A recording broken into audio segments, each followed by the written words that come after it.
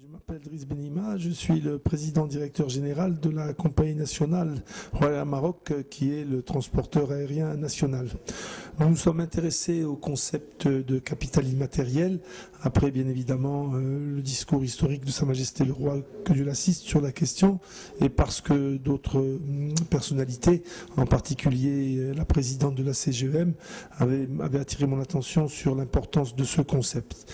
Nous l'avons fait, je dois dire au début, de manière, comment dirais-je, intellectuellement honnête, mais nous ne nous doutions pas, n'étions pas rendus compte de la richesse de ce concept. Et en fait, une compagnie aérienne par rapport à une autre, eh bien, c'est comme un restaurant par rapport à un autre restaurant. Vous pouvez avoir le même restaurant avec les mêmes casseroles, les mêmes assiettes, la même position géographique, et puis un des restaurants est bien plus coté et reçoit beaucoup plus de monde que l'autre. La différence, c'est le capital immatériel.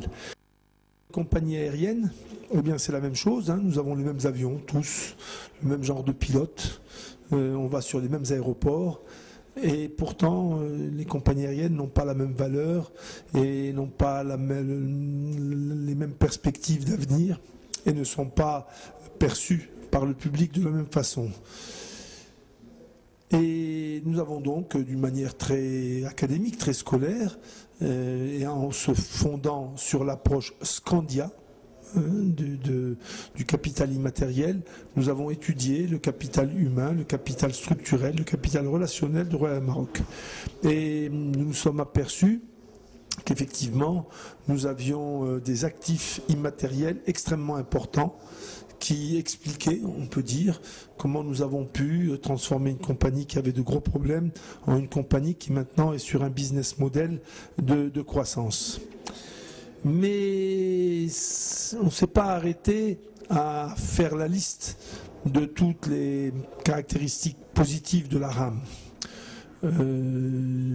Cette étude, nous considérons qu'aujourd'hui, nous donne le cadre référence de notre réflexion sur la stratégie de la RAM.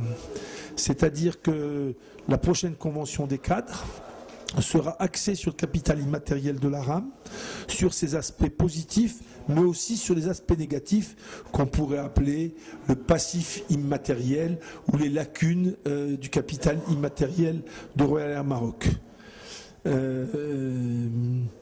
Donc dans les semaines qui viennent, nous allons diffuser à travers la compagnie les résultats de l'étude sur le capital immatériel de la compagnie. Nous allons mettre l'accent sur ce que nous avons découvert comme étant les points forts de la compagnie et nous allons mettre l'accent aussi sur ce que nous avons découvert comme étant les points faibles. Et nous allons demander à chaque direction, premièrement, de nous faire un historique qui nous permette de comprendre pourquoi nous en sommes là, rubrique par rubrique du capital immatériel, et de faire, donc nous allons demander aussi à chaque direction de nous faire des propositions sur la façon d'améliorer, d'augmenter notre richesse immatérielle. Et nous allons demander, en définitive, l'espoir, c'est qu'en définitive, l'ensemble des cadres et du personnel de la RAM ait une vision de la compagnie sur sa richesse matérielle bien sûr, mais aussi cette richesse immatérielle qui est un nouveau concept pour nous, que nous partagions la même vision, et ceci, je suis sûr, sera extrêmement important pour construire ensemble une vision d'avenir et une stratégie pour la compagnie. En définitive, je suis très heureux d'avoir pu, comment dirais-je, m'intéresser et intéresser l'entreprise à ce nouveau concept. Je le trouve très riche, porteur de beaucoup de sources de réflexion. C'est une nouvelle façon d'envisager la marche d'une entreprise et je dois dire que ça me paraît plein d'opportunités. Merci.